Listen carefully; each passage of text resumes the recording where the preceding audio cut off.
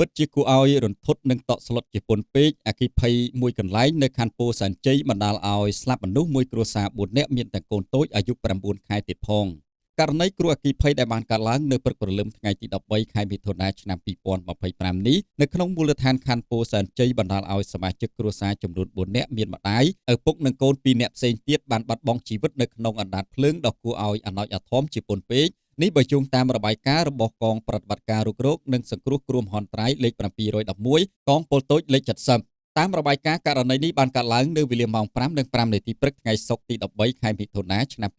2025នៅចំណុចផ្ទះជួសជុលនិងលក់គ្រឿងម៉ាស៊ីនត្រជាក់ទូទឹកកកម៉ាស៊ីនបោកខោអាវស្ថិតតាមផ្លូវបេតុងភូមិជ្រៃកោងសង្កាត់ចោមចៅទី2ខណ្ឌពោធិ៍សែនជ័យរាជធានីភ្នំពេញគួរបញ្ជាក់ផងដែរថាផ្ទះដែលត្រូវអគ្គិភ័យឆាបឆេះនោះគឺមានទំហំ5 × 20 ម៉ែត្រឆេះខូចខាតសម្ភារៈមួយចំនួនចំណែកឯជនរងគ្រោះនៅក្នុងករណីគ្រោះអគ្គិភ័យនេះគឺមានឈ្មោះហេងសវណ្ណខយភេទប្រុសអាយុ38ឆ្នាំត្រូវជាឪពុកឈ្មោះបុត្រពុតភេទស្រីអាយុ32ឆ្នាំត្រូវជាម្ដាយកូនស្រីទី1ឈ្មោះខឿងខយបុត្រីភេទស្រីអាយុ10ឆ្នាំកូនស្រីទី2ឈ្មោះខឿងខយសវណ្ណមីភេទស្រីអាយុ9ខែទោះយ៉ាងណាកម្លាំងជំនាញនៅមិនទាន់បញ្ជាក់ពីមូលហេតុនៃការឆាបឆេះនេះនៅឡើយនោះទេ